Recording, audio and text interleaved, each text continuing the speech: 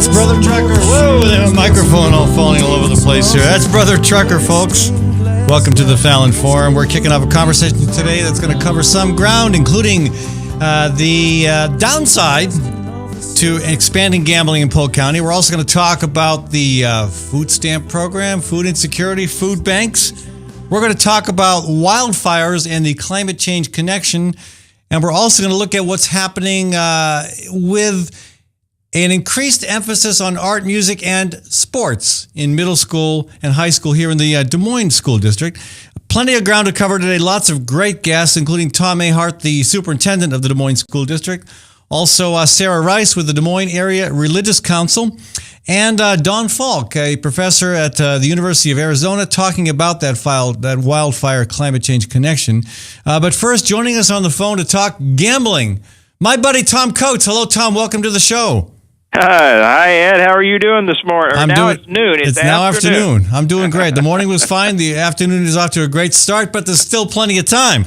So what about this? I mean, Polk County, again, kind of a surprise move. They're pushing for a new casino in Polk County. And, you know, people kind of forget, gambling seems like a revenue generator. All these nonprofits, city government, they get handouts from the casino revenues. In your opinion, it's not a good idea. We tend to overlook some of the bad reasons. What are those? What should we be looking at? Well, I know we don't have a lot of time. There's a lot of facets to this thing, Ed, but one of the fallacies that I think you and I have discovered is the idea that, yes, there's going to be some social problems, but look at all the money we can generate for you. This is, in essence, a voluntary tax, and why don't we do it? The reality is, when you do a deeper economic study that has been done by like professors of economics, John Kent, Earl Grennels, and many others, they discover that as you start adding up all of the costs, because some of the costs are lost revenue of other area businesses, some of your advertisers, if they opened up a second spot in the county, would lose some of their business. So the lost revenue to those businesses is one aspect, and then when you start calculating the social cost of all the other aspects, the increased bankruptcies, the social costs that go into the destroyed homes, it's actually a net 3-to-1 generator on the opposite side. For every dollar that is either given in taxes or in grant money, you lose 3. So it's a 1-to-3 negative generator. No other business stands like that. Now, you can verify that. You've done some research. Somebody has looked into that. Oh, again, these are qualified, peer-reviewed studies by trusted and noted economists that have, you don't see them advertised much because that doesn't set the template, especially in areas that the casinos reside. Typically, newspapers and TV stations, even some of the radio stations, are incorporated within this strategic partnership that exists for a community, and especially like Prairie Meadows, how they're so heavily hooked into the Polk County government. It's become like a vacuum. You just don't get any negative stories coming out like we used to see. But what's worse, having a casino hooked into the local county government where there's at least some accountability to the voters, or having a casino, which is more often the case, that's strictly owned by some big out-of-state corporation? What's worse? Well, it's kind of like getting shot or hung. I'm not sure which is worse, Ed, but there's a new study out to talk about a very topical piece, just came out last week or so in the Pew Research. They say that the 4 highest states for public corruption, they studied back from 85 to 2000, and they looked at the state convictions for public officials. All 4 of those states were casino states. Number 5 was a non-casino state, but it was well below the others. No, was Iowa one of them? No, Iowa was not one of them, but I can tell you, and you can tell me, of some of the areas of corruption that we have seen, though it has not been arrested and indicted. But Mississippi was top, Louisiana, Illinois, and South Dakota. I was going to guess Illinois had to be on the list. I mean, no state sends more governors to prison than Illinois. Exactly. I mean, the last 3, I think. Well, look at this, Ed. Before the casinos really began in earnest, in 1990, when we just started in, there was only $500,000 in contributions going to U.S. politicians. By 2010, that had risen to 12.6%. Now, you won't like the fact that 57 to 43% were Democrat politicians, but I suspect Harry Reid probably accounts for the majority of the disparity there. Well, that's pretty bipartisan. You've got a lot of special interest groups that only give to one side or the other. That's right. I can tell you some stories in regards to Republican back when the Republicans controlled the House and the Senate. Stu Iverson, Christopher Rance. If we had time, I could tell you about. And the other story is this. Now, we do have a socioeconomic study coming out that will be out probably next year that I'm very excited about. The last time we had this 9 years ago, right, I remember they put up $100,000, and do you remember how rigged that was with Stuart Iverson and Christopher Rance and their committee giving it initially to Permar before I and some other people kicked up such a big fuss they backed off. Yep, I remember that. I was at the State House still at that time. Yes. Yes. So you remember that, and that was corruption on the Republican side. Hey, two more quick questions, Tom. I know you've got to run, and we've got a new RFP is coming out. I'm excited about the potential results. Now, again, so folks know, Polk County government is actively pursuing the possibility of another casino in Polk County.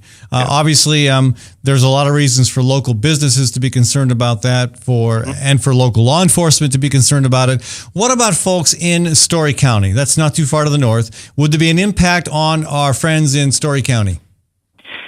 Well, it depends. The extent of the impact, of course, depends on where it would go. The thinking is, Ed, that they want it down here on the southwest portion, close to the airport. Apparently, there's some land that Knapp owns. Bill Knapp has been a key figure in the initiation of gambling, actually, in the state of Iowa, certainly with Prairie Meadows and now with Lynn County. The further away, the less impact it's going to have from a business revenue loss standpoint and the social fallout. So the further away from Story County, and this would appear to be far enough away where they would not have be in the direct crosshairs of it. Okay. Well, a fair answer. Tom, I appreciate you taking the time to join us, and I'd love to have you back on the show in a month or two. This is going to be a moving target. There'll always be new things to look at, and I think, again, the research that you're involved with, that the research that's being done by third parties that don't have a horse in this race, so to speak,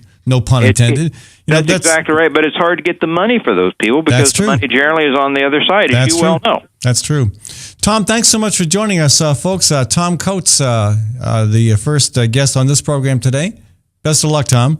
Thanks, Ed. We're going to switch gears dramatically and talk about food stamps, food insecurity, and the struggles that food banks and other nonprofit groups providing food service to low-income people are experiencing. With us on the phone from the Des Moines Area Religious Council is Sarah Rice. Sarah, welcome to the show. Thanks, Ed. It's good to be here. Thank you. And again, we've seen a fantastic experience in the U.S. House recently. Much like a train wreck, I guess. The collapse of the Farm Bill, and of course now the resuscitation of the Farm Bill without any money for food stamps. You're tracking this stuff because it's pretty important to the work you do with DMARC. What's your take on that particular scenario and the issue more broadly? Well, I actually try not to pay any attention to the House of Representatives because it's just too annoying. It causes too much stress in my life to watch closely. The way I understand it right now, if they don't put it back into the Farm Bill, that doesn't mean that supplemental nutrition assistance goes away. It just means that it continues to be funded, we hope, through, but without attachment to the Farm Bill. Who knows what the House of Representatives is going to end up doing? Really, who knows? I mean, given the fact that it was really a bipartisan coalition of House Republicans and Democrats who voted against the Farm Bill because of the food stamp, cuts. Yes, it's all complicated. I think there are people with as strong feelings about the Farm Bill side of it as there are about the supplemental nutrition assistance side of it. So trying to do these two things together, while it has always worked over the last decades, to do this together, it may not be working anymore. So we just have to wait and see what they do. What I can say is that for the government to walk away from supplemental nutrition assistance would just be a catastrophic tragedy for the country, because there are so many people who depend on this. Well, more and more all the time. More and more all the time. We've seen a huge increase. We know that of the people that we serve through our 14 Des Moines area food pantries, about 75% of them do receive supplemental nutrition assistance, but yet still need to use a food pantry because even once they have SNAP, it still doesn't provide all the food that they need. So in central Iowa, the food pantries are coordinated through the Des Moines Area Religious Council? Well, there are many food pantries. We have a food pantry network, so it's 14 food pantries. None of them are owned and operated by DMARC. They all are operated by someone else. So the City of Des Moines, City of West Des Moines, Johnston has a food pantry, Ankeny has a food pantry, Salvation Army, Catholic Charities. We have a whole bunch of different partners that we work with. We are like the masters of collaboration. Good. But we have a whole bunch of partners, and what we do at DMARC is to provide all of the food free. It's all healthy food. We're very insistent about it all being healthy food, low sugar, fat, and salt. I was going to ask you about that. That's becoming an increasingly important issue. I mean, there's one food bank in, I believe, San Francisco or maybe Sacramento, somewhere in Northern California, that has done a fantastic job at sourcing more of its product from local farms. Yes. We work with local farmers. In fact, we have some grant funding to actually build relationships with local farmers so that they are literally growing for us, and we're trying to expand that every year. We also receive the leftovers at the end of the day from the farmers market on Saturday morning. The most important thing that we have ever done, I think, is to offer fresh fruits and vegetables. This is a population that doesn't have a lot of access. They don't have a lot of transportation. There aren't grocery stores in their neighborhood. Right. So when we offer fresh fruits and vegetables, they are so excited. Now, I'm glad to hear that. You know, I lived and worked at a homeless shelter as a staffer for 6 months. And I was shocked at how much preference the low income people coming to the shelter, in some cases the homeless people coming to the shelter, their preference was for fat, starchy, sweet. I mean, you could put together a great display of vegetables, and they weren't that interested. So I'm glad to hear that some of your clients are finding a preference for fresh fruits and vegetables. But I noticed with some concern that wasn't high on the list of priorities when there were other less healthy options available. Well, maybe we're seeing something different. You know, there's a lot more information out in public right now about the importance of fresh fruits and vegetables. We're committed to it because we know the effect of chronic disease. And it's not just the effect on families of chronic disease. It is the effect on our economy of chronic disease in an underemployed people who do not, for the most part right now, have health insurance.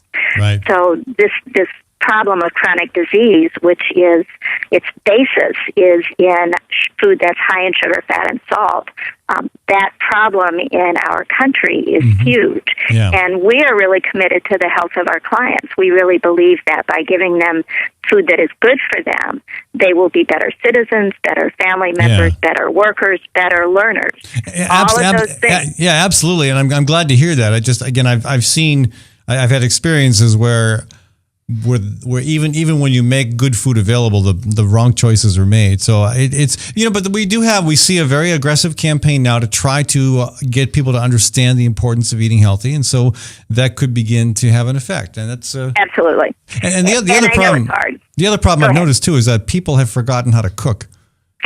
And have fresh fruits, vegetables, fresh foods in general requires some experience in the kitchen or some willingness to at least give it a shot. It does. I grew up in a family that always grew lots of fruits and vegetables. So I will say that when we first started doing this about 2.5 years ago, one of our first fresh vegetables that we distributed was okra, which is not something that all Iowans know how to fix. I do, by the way, and I know the trick is to flash fry that thing. Get it hot and fast. Yeah. Exactly. To me, it is like the lizard of the vegetable world. It's not something I'm real interested in, but lots of people love it. So what we've had to do is step up our ability to deliver information about cooking as well as nutrition information so that we can bring people along with us in understanding not only the importance of nutrition, but that they actually have the ability to make a nutritious choice. So it's true that lots of people, and I am one, I'm raising my hand here, have a deep love for sugar. And in my case, sugar and chocolate. Right. I'm with you on that. Deep love. Have it in my purse right now. But what we're trying to tell people is that, that's an occasional decision that you make. The roots of your health are in fresh fruits and vegetables. Well, again, I really hope the U.S. Congress figures this out because I mean, look what Steve King said. He heard about somebody who used food stamps to get out of jail, or somebody used it to gamble. I mean, he heard about some crazy anecdotal stuff with no backing to it, and so instead of cracking down on the corruption and again, misuse of food stamps has declined from 3.8 cents on every dollar to 1 cent on every dollar. I mean, it's a very effective program. Very effective, and I mean, I'm upset at the U.S. Senate. I mean, the U.S. Senate has cut 400 million. That bothers me. But they seem like the good guys compared to what's happening in the U.S. Congress, where they've cut $2 billion, and King wants to cut another $16 billion.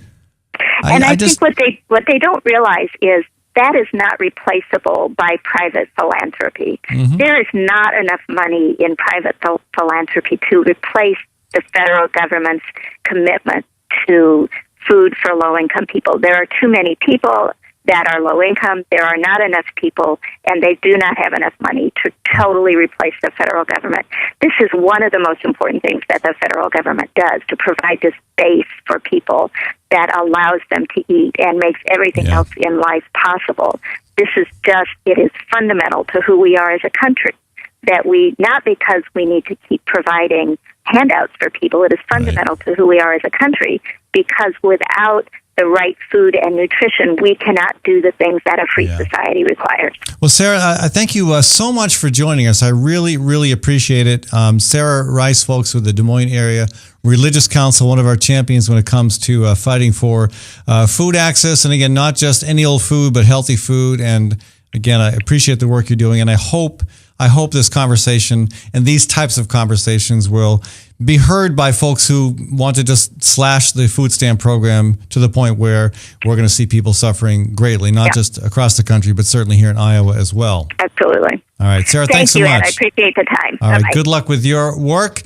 We're going to switch gears here again. We like to do that. We like to switch gears. When you have a lot of issues, you switch gears a lot. We're going to look out west, folks, where the wildfire problem has been worse than ever. We're going to talk with Don Falk. He's an associate professor with the School of Natural Resources and the Environment at the University of Arizona, and he joins us on the phone. Don, welcome to the program. Good morning. Thanks for having me. Good morning to you. Good afternoon from here. We're 1 or 2 time zones ahead of you, I think. We're weird in Arizona. We stay on standard time, so it's 2 hours different. Actually, I like the fact that you do that. I've never I think we ought to be to the point now where we're beyond the switching clocks in the middle of the year. So congratulations. Thank you. All right. So the wildfire situation. We have this is not a problem. We have plenty of problems here in Iowa: twisters, droughts, floods.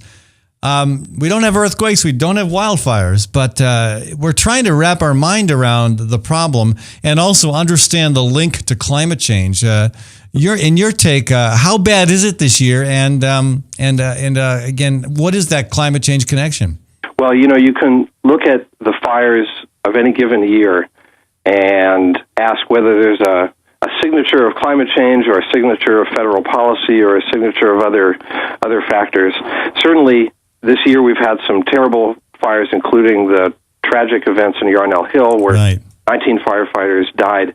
That's almost unbelievable for those of us in the fire business because there's been so much advancement in communications technology and firefighting techniques and also procedures for fighting fires. What happened there, as I think is becoming clear, is a very, very sudden change in the weather and then the explosive ability of the landscape to burn. Yeah. So if we ask, well, what sets up an event like that? Some of it are things that happen in a matter of minutes, literally, minutes to hours. The weather change is an example of that. In fact, statistics show that a very high proportion of firefighter fatalities are associated with abrupt changes in weather. And is that what happened with the hotspot crowd, the 19 firefighters near Yarnell? They were, in fact, there's a picture, the last picture taken by one of the crew members, sent from his cell phone to his partner, showed the fire, about a mile and a half away. It was showing some fire behavior, but nothing extraordinary. And they just got entrapped by the sudden change in weather. So how fast did it travel that mile and a half distance? How quickly did that occur? Oh, they can. I'm not sure the actual distance because I don't know exactly where they were when they were entrapped, but it all happened in about 20 minutes. And they thought they were behind they were behind the fire, looking at the fire moving away from them, and all of a sudden the fire turned around and raced toward them, and they were where you never want to be, which was in front of the flaming front. Yeah. So your question about what sets up incidents like that, certainly extreme weather changes like that can always happen. They've always happened. They've always been part of what causes some big fires to blow up. The classic case in the United States being the Great Fire of 1910, called the Great Blow-Up, which exhibited extraordinary fire behavior that people have never seen. And we think of that as before the era of anthropogenic climate change. So you can't, I guess my point is, you can't necessarily ascribe fire behavior at the scale of hours to days to climate change. Where you can see that signature is when we step back and look at trends, for example, in fire size. Fires now are 10 times the size that they were just 20, 25. Wait, 10 times the size? Yes. Just how many years ago? 20? Average size. For example, here in the Southwest, the 1970s and 80s, there were some really, really big, scary fires that were 10 to 15,000 acres. Okay. That would barely make the news today. Well, it would make the news, depending what happened, but not based on its size. Fires now of 100,000 acres are common, and fires of 500,000 acres are not rare. So one of the extraordinary trends is this ramping up of the size of individual incidents. Right. And again, there's no doubt in your profession, there's no doubt among firefighters. We played a clip from it was a I can't remember which PBS story it was, but it was interviewing a firefighter on the front lines in I believe it was Arizona, might have been New Mexico, who said that you cannot find a firefighter on the front lines of one of these wildfires who is a denier of climate change. They all get it. They all understand the connection. They all understand what's happening. Well, they understand it because they live it, and for them, it's to some extent a life and death problem. But I want to say, too, and so just to focus on why climate has this effect, the real impacts we're seeing in terms of climate change at the multi-year to decadal scale are the decreases in winter rainfall and the increases in spring and summer temperature. And those particular changes are the ones that influence what we call fire regimes. A fire regime is the properties of multiple fires when you average them all together. So again, not what happened at 5:30 in the afternoon on June 24th, but rather what happens over the span of a decade.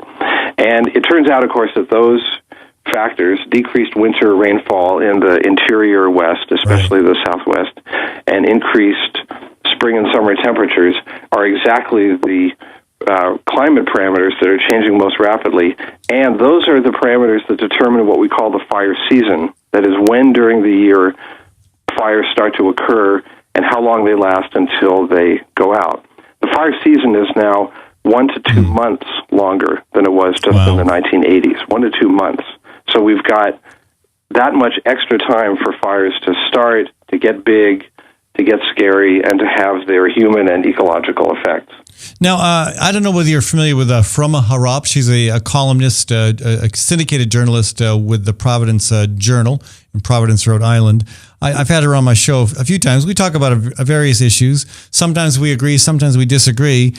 She wrote recently that wildfires have raced across the American Southwest for always, And then she kind of points the finger at humans insisting on building homes with enchanting western views in fire-prone areas as a big part of why wildfires have become more severe. What would you say to that perspective? Absolutely agree. And where I was going to go after we were done with climate is to look at land use, because land use in the United States it's a problematic and challenging area because we have this sacrosanct view of private property rights. We don't like to tell people what they can and cannot do on privately owned land. And yet we've run into a similar problem before with people trying to live in floodplains or on barrier islands or coastal areas or very steep slopes. In fact, there are lots of times when we say, this is not really a good place to build a house or to put a housing development. We haven't done that with fire yet, and yet fire science is at the point where we can predict with some accuracy where the fire risk is greatest. And when I say risk, what I really mean is the probability of an event happening, a severe fire, that is likely to cause damage to human infrastructure. Right. So I absolutely agree with her that land use is very, very problematic, and she points to the West in particular.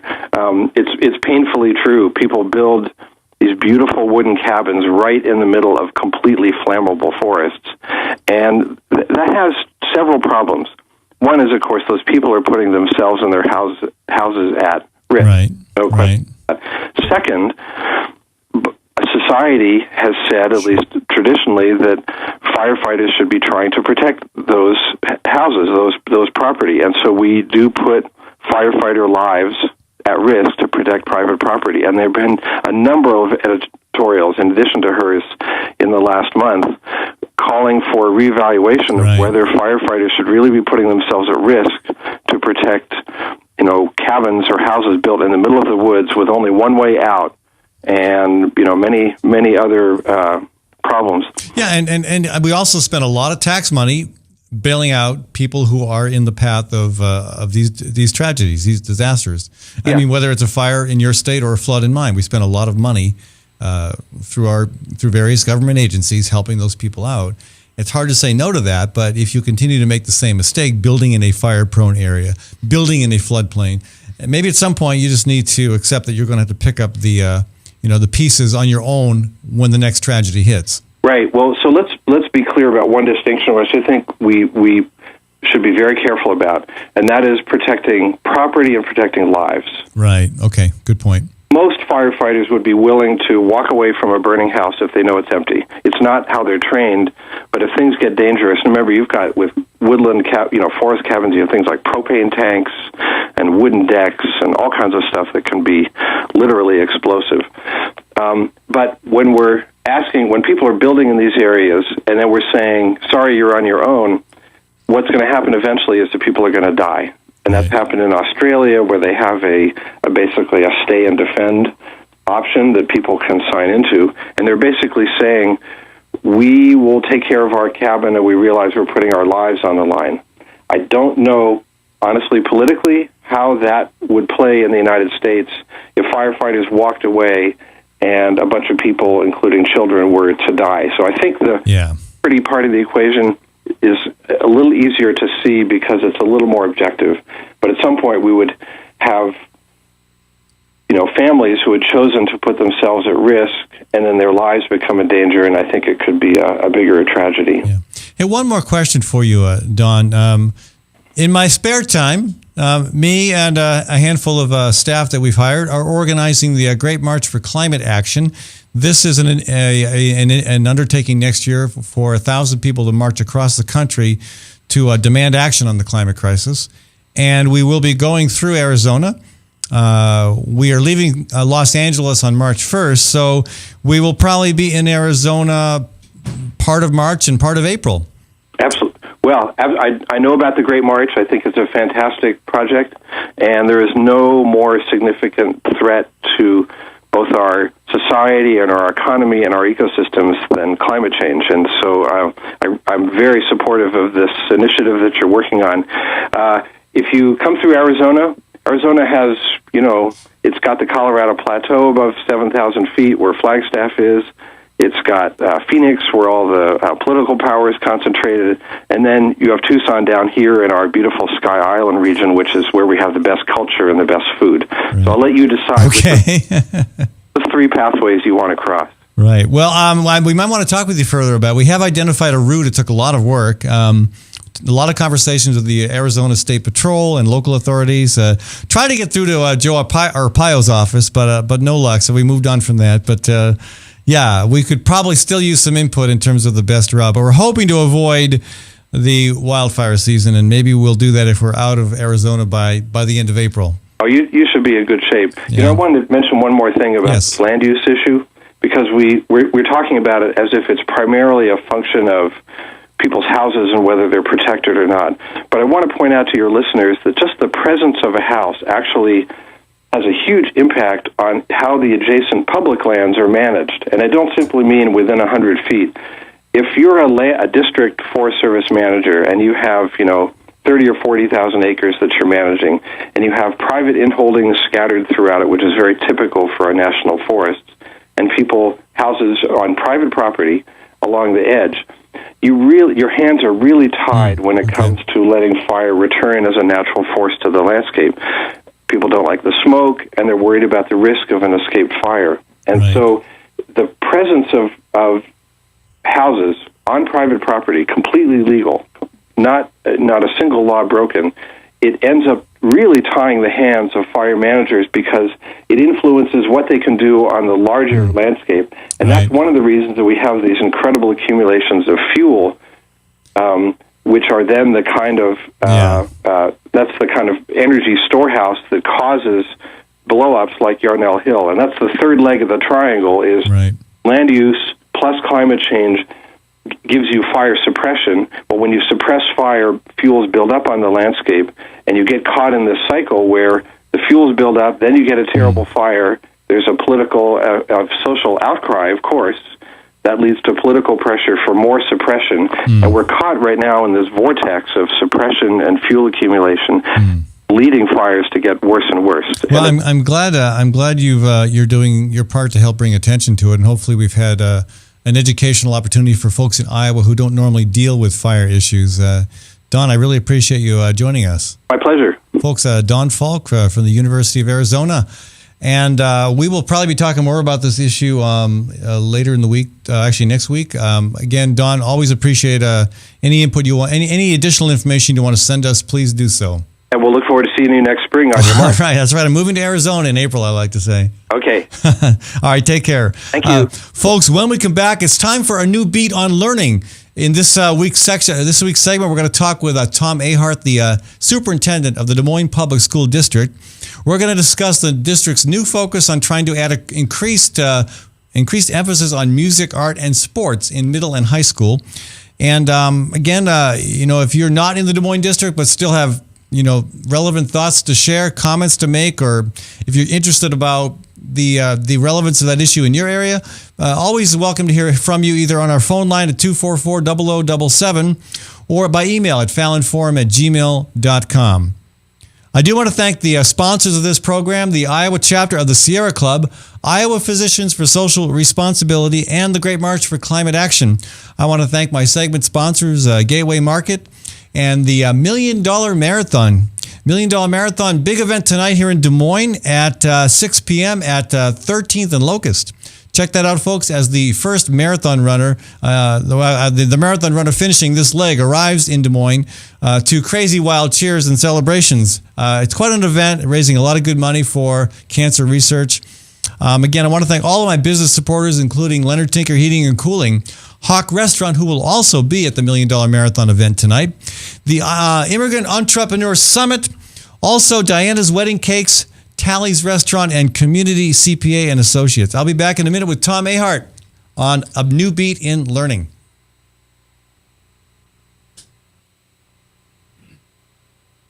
This is Webcast One Live. Drug and alcohol addiction slowly steals a person's identity, tearing away pieces of their life little by little until one day it seems like the hope of a happy future is gone and there's no chance of getting it back. Here at St. Gregory Retreat Centers, we can assure you that there is hope. Our unique approach to recovery begins with the understanding that the dysfunction and damage caused by addiction can be overcome, not just dealt with. Don't let another day go by. Call St. Gregory today.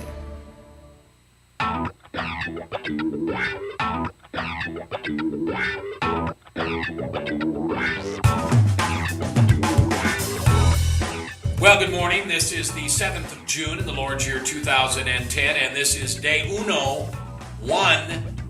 of webcast1live.com. We will begin with Max World Live with my special guest, Tom Coates. In just a minute, there's Tom. Wait.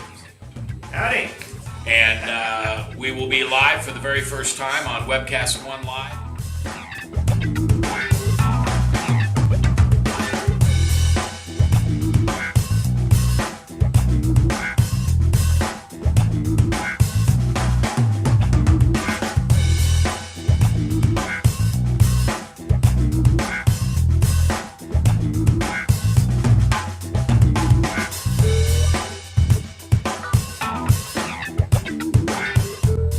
Someday we're going to look back on this and say, gosh, remember that old day in history? Wonder where Walter Cronkite was. He must have been around hanging there too. But actually, it's the beginning of Webcast One Live, and thank you for listening. Thanks, Rob Spearman, and everybody who's put together this project together, and we're ready to go live now. So thanks for listening to MaxWorldLive.com.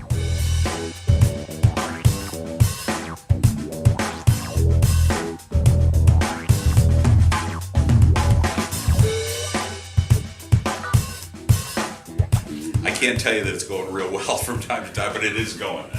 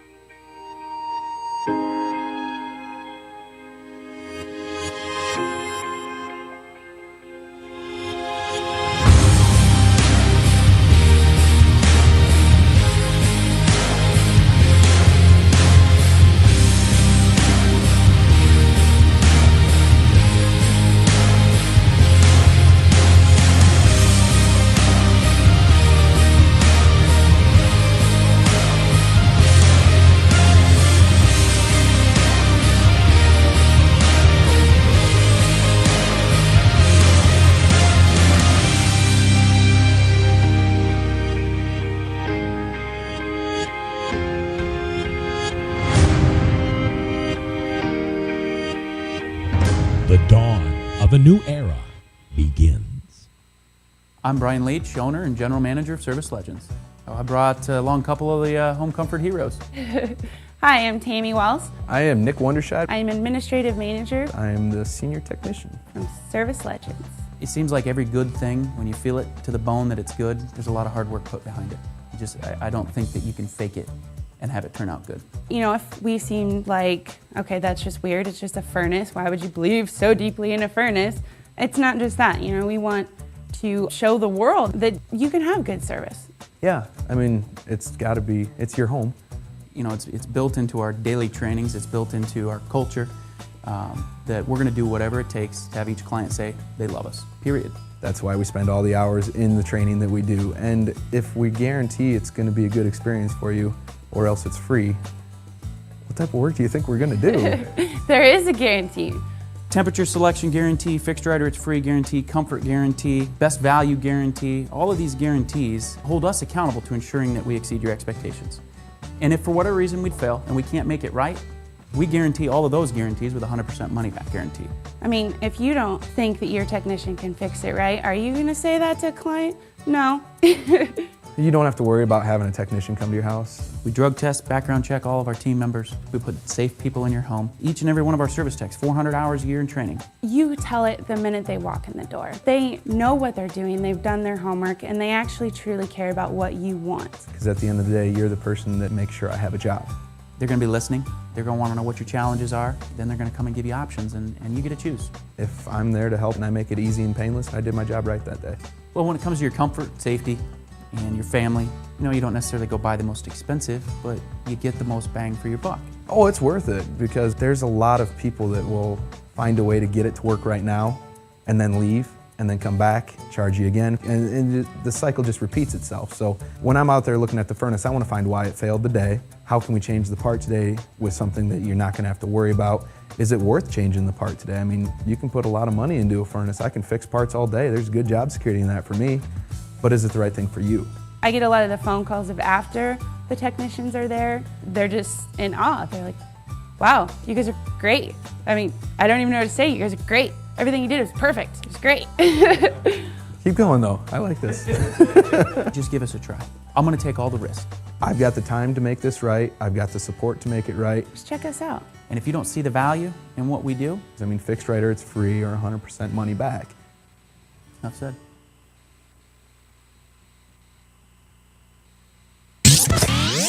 From the RE/MAX Real Estate Concept Studios, this is Webcast One Live.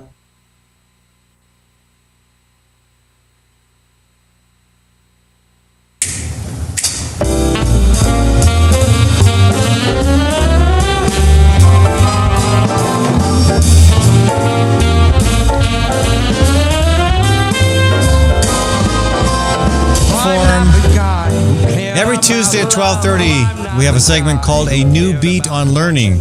We've talked with folks involved with the Waldorf approach to education. We've talked with folks doing Montessori. We've got plans to talk with people involved with the International Baccalaureate program. We're going to look at homeschooling issues. We're going to look probably more deeply into some of these other programs as well. But there are certainly innovative things happening at the school, in the public school system as well. And actually, we've already talked with Phil Rader about some of those. Joining us today from the Des Moines School District, the Superintendent of Schools, Tom Ahart. Tom, welcome to the show. Thanks for having me, Ed. Yeah, and in the news recently, the Des Moines District expanding art, music, and sports to middle and high school students. Give us a little background as to what's going on with that. Well, this past year, we actually redistrict our secondary schools so that we have cleaner feeder patterns, so that we know each middle school, with one exception, we couldn't work them all out, each middle school feeds just one high school. So our high schools know with much more clarity now which students will be feeding their high school. And we saw this as the right time to put a renewed focus on the extra and co-curricular opportunities that we provide our students. We have talent literally oozing out of our doors in Des Moines. Fantastic group of 32,000 kids. We have not been tapping into it, in my opinion, nearly as effectively as we can, and honoring all the different talents that our kids bring to the table. So we want what I'm hoping to get from this is not only increased engagement with school from our students through a variety of avenues, as you had referenced, but also better engagement by our communities with their neighborhood schools, kind of renewing some community school pride and renewed support, and hopefully better performance in some of those competitive activities that really grab the attention of the public. Yeah. So, I mean, I'll give my personal bias. I'm all over increasing art and music. And I noticed when my kids were growing up, you could get music at the elementary school level. And then your particular program, your emphasis area, your focus might be totally unavailable once you got to middle school. And so this looks like an attempt to try to provide more continuity throughout the K through 12 system. Absolutely right. With some very, very challenging budget times in the last 4 or 5 years, sometimes opportunities and a pathway to continue those opportunities through the K-12 system weren't maintained. And so we're really taking a second look at that, making sure that if a student starts at this elementary school or this middle school and they have something that they have a passion for and they want to pursue, that they can follow through that same feeder pattern and be nurtured and encouraged and continue to have additional opportunities to follow that. So the fiscally prudent types will be asking, so what's that going to cost us? Well, we're not throwing money at it right now. What we're in the initial stages of doing is investigating what our current reality is. Mm-hmm. As I said, with redrawing the secondary school boundaries, we actually have a structure now that we can apply some matrix to. So we're trying to get a very clear picture of what our current reality is, and then strategically start making investments where it makes sense. So you're not going to see a whole lot of money dumped into this project right now. What we are getting the groundwork laid, and we're looking at some opportunities in maybe some areas where we're not utilizing funds as successfully as we might. But the plan is to spend more money to provide more continuity in various art and music offerings throughout the K through 12 spectrum, right? I mean, it's going to cost some money to do that. It will cost some money, sure. Yeah. Sure. Mm-hmm. And is the school board rather on board for that? Well, we will know. I think that they're philosophically they're certainly in support of broadening opportunities for kids. So what we will bring forward to the board for approval will be a prudent plan that we think we can demonstrate will provide opportunities that are needed that aren't currently available, and do that in as cost-effective way as possible. Now, years ago, 70s, 80s, or 80s, yeah, maybe the 70s, 80s and 90s for sure, first part of the 90s at least, you had magnet schools, and one of them was the Fine Arts Magnet, Edmonds Academy.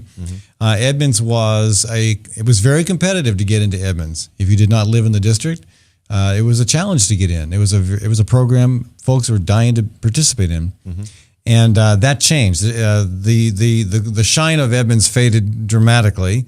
The school was no longer had waiting lists for people wanting to get in, but people trying to find ways of getting out.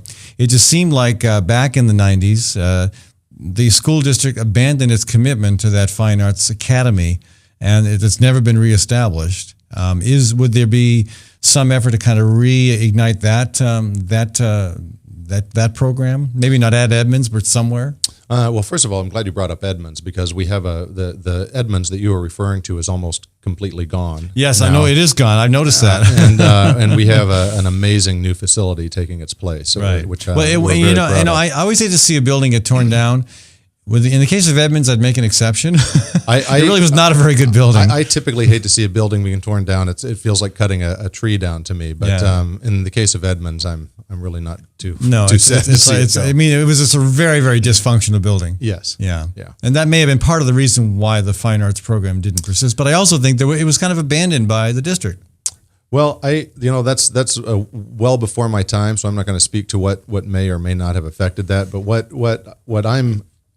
what I'm intending to do is to make sure that all of our students, wherever it is they live and whichever school they attend, have access to the whole array of fine arts, music, and athletics. And maybe to follow it, they might have to choose a different feeder pattern. We can't do a robust offering in every area in every neighborhood, but at least get some areas of focus so that we know a pathway is available to all of our kids. Okay, so let's switch gears. The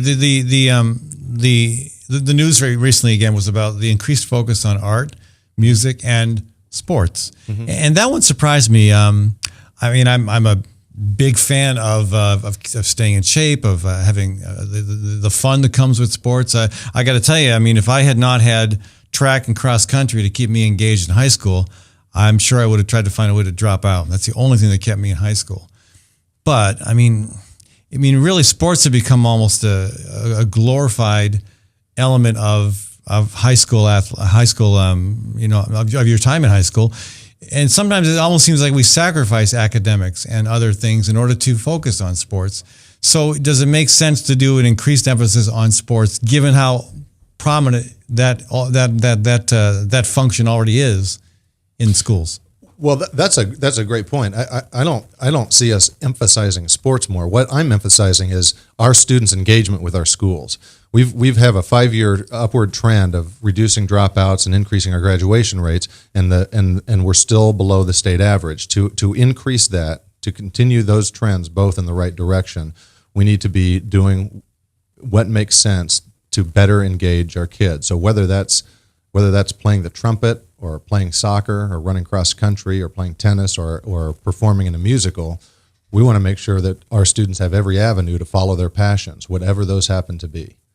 So it's really about engagement. Okay. It's about engagement and having pride in your community and your school. Is there any shortage of sports offerings in high school right now? Or is this mostly a middle school issue? It's mostly a middle school opportunity issue. And then not having had, and I've told people this, we've had some amazing successes. East baseball this year and in East softball the last several years, or Roosevelt basketball this year. And that's really been due to the effort of a coach and a group of students fighting against a system that wasn't really designed for them to be successful. And with our feeder patterns being cleaned up, we have a lot better way to efficiently and effectively build a program that people feel like there's going to be a future in, and that helps people stay engaged. But my concern is you're going to be looking at middle school students as potential fodder for high school sports teams, and too much emphasis will be placed on that. Not enough on academic achievement. Not enough time given to the important stuff that happens after school. I mean, kids get involved in all sorts of things, and sometimes it might just be an informal game of baseball. I think it's great when kids go out and organize their own games. Mm-hmm. Then they learn not only the sport, but they learn how to work together to accomplish that objective, and also to deal with conflict. So, I mean, to me, a lot of what happens after school informally is really important, and I just wonder if, between the time that increased emphasis on sports might take away from academics, also taking away from that sort of thing, is that a problem? Is that a trade-off that really would not be good in the long run in terms of the overall health and development of the student? If we don't do it right, it sure could be. I can tell you that one of our biggest challenges right now is not having enough structured activity with our students in those hours after school. We're not living in Mayberry, and I know from just my neighborhood, I know where what some of those activities can look like after school, and there aren't Iowa is I still believe the leading state in two-parent families with both parents working. There's a lot of unsupervised time in the hours after school and when parents get home. And that can be good or it can be bad. I mean, right. And I can tell you that when it's bad, it tends to be the school's fault. How so? Well, read the register. Okay, well, the school tends to be blamed, but that doesn't mean it's well, that's what I'm saying. It doesn't mean it's really the school's fault. And what I'm saying is, Ed, we're not going to force kids into any activity, but as I've said numerous times, with all of the graduates of Des Moines, I want every single door open to them. I don't want to have any doors shut. When you graduate Des Moines schools, you should have every option available to you in your future, and you just have to make the decision in which direction you want to go. I think we can provide a more robust set of options, whether that's athletics, whether that's arts, performing arts. We have a great new spoken word program. What is that? Movement 515. That spoken word program. Yeah, it's not forced. Some kids participate after school, some don't. Some participate on Thursday evenings, some don't. But they do public performances, and you've seen the Share the Mic posters. Hopefully, maybe have attended one or two of those. Kids writing their own spoken word poetry and performing it. We're actually taking a group of kids, 6 kids, to the Brave New Voices International Spoken Word Festival in Chicago this summer.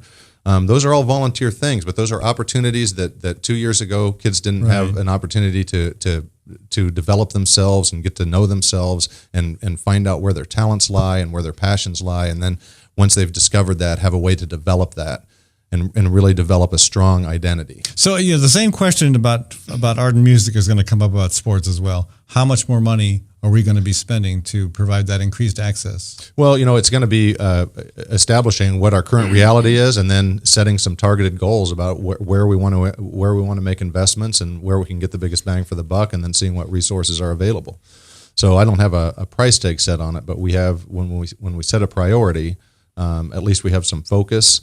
And again, this is really about a position that we have due to some vacancies. I reconfigured a position, and Matt Smith is in the role of Executive Director of Learning Services and Student Activities. I saw this is about student engagement, keeping them in school, feeling good about being in school, whether that's because they're on the chess club or the robotics team or playing football or in speech and debate. That they have a reason to be at school beyond just academics. Now, you're the superintendent of the largest school district in the state of Iowa, out of about 330 or so school districts. Mm-hmm.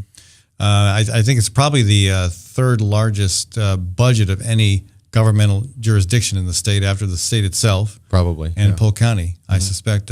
So I think it might be bigger than Polk County. It might be bigger than Polk. So you might be the second. Pushing 500 million. Yeah. Okay. It very well could be. So, what do you? I mean, there are lots of school districts in the state with similar challenges, maybe different challenges, but a lot smaller budgets. What do you say? I mean, I know it's not your job to do this, but I'm asking you anyhow. Sure. What do you say to smaller school districts that might have the same ambition, the same desire, the same need? How do they make it work on a tighter budget with a smaller population? It's all proportional. And I mean, we have the biggest budget, but we're the largest district by a factor of 2. So with 32,000 students, is that right? Yeah.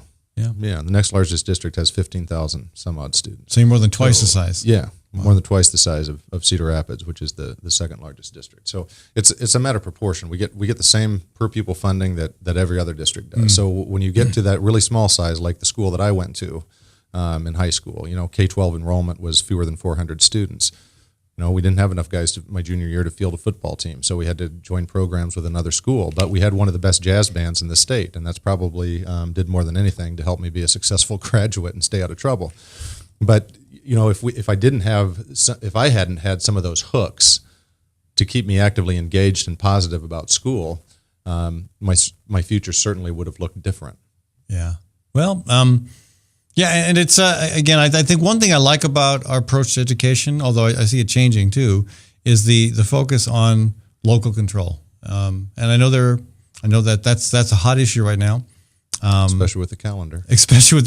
Right? We don't want to get in the way of the state fair. And personally, and Phil Rader, when he was on this program, we talked about that as well. I like the idea that kids ought to have a summer. I like that idea. And at the same time, I do support a local district's right to decide when to start. But philosophically, it makes sense for kids to have an opportunity to vacation, to maybe take a job, do something different. I know that different could also be getting involved in lots of mischief and trouble. Mm-hmm. I know that, but I don't know. Do you have a thought on that while we're touching on it before? Well, I just find it. We have 3 schools in our district out of 60 plus schools that run we call it a continuous calendar. Right. So they run 3 really sort of trimesters, and they sort of split the year up. So students have the same number of days of vacation as all the rest of the students, but it's split up in different segments. Some families really prefer that, and they think it works better for their families, and so they select those schools. I like the idea of providing as many options as we can, and it seems disingenuous, I guess, to say, to tell us at one time, be innovative, right? Find out what works, as long as you start after September 1st. Right. I mean, I think there might be, to say you don't have to do 180 days anymore, you can do 1,080 hours. I have some ideas about how we might adjust our school year to make that a more effective use of our students' time. Maybe have shorter school days and have more days in some schools, or have longer days and fewer days if that meets some people's needs. But anytime the state draws a line in the sand and says everybody must do this, it's really hard in Iowa, particularly for Des Moines, as I was saying before. We're twice as big as the next largest district. To make rules that make sense in Norwalk or Denison or Sure. Ballard of Huxley. Sometimes rules that make sense there don't make nearly as much sense. Yeah, if people don't like those rules, they can always vote their school board members out, put new ones in. Well, right, exactly. Yeah, that's grassroots politics at its most basic form. Yeah. Absolutely. Tom, I really appreciate you joining us. Earlier in the program, I had intended to play this brief clip from folks fighting fires. I think this is actually in Colorado, perhaps.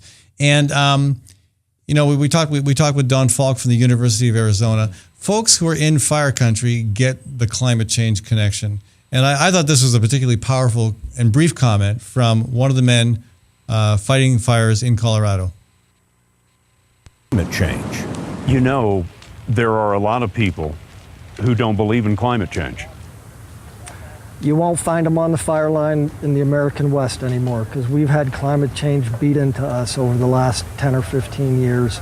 We know what we're seeing, and we're dealing with a period of climate in terms of temperature and humidity and drought that's different than anything people have seen in our lifetimes. Wow. And you, Tom, you lived out in that area for a while. I did, yeah. I taught in Glenwood Springs, Colorado for about 7 years. And in 1994, we had what turned into the Storm King fire. And 14 firefighters lost their lives there. And it was literally licking at the front doors of some of my colleagues on the west side of town there. Well, anyway, I again, just bringing it back to a conversation we had earlier that I thought would be... I promised folks that clip, and I think it's a powerful one. So much to talk about, so little time. Tom, we are out of time. I really appreciate you joining us. Thanks for having me, Ed. I appreciate it. Yeah. Tom Ahart, folks, of the Des Moines School District. He's the superintendent of schools here. Again, if you're listening on KHOI 89.1 FM, thank you. This is a rebroadcast from Tuesday's program. Also, KPVL in Northeast Iowa. I do want to thank all of our business supporters, folks. The Immigrant Entrepreneur Summit, which is coming up on November 9th. That's at Drake University. Great opportunity to learn how to grow your business.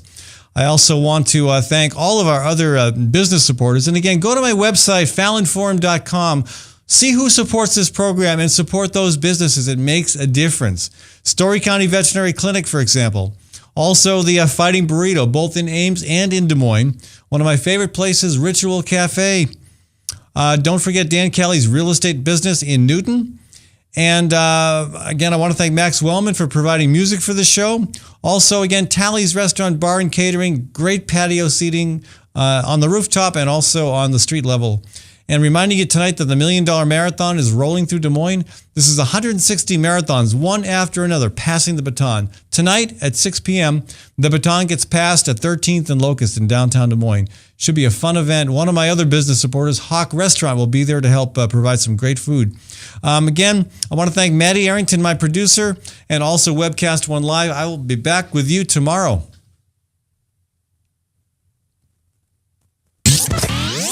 From the RE/MAX Real Estate Concept Studios, this is Webcast One Live.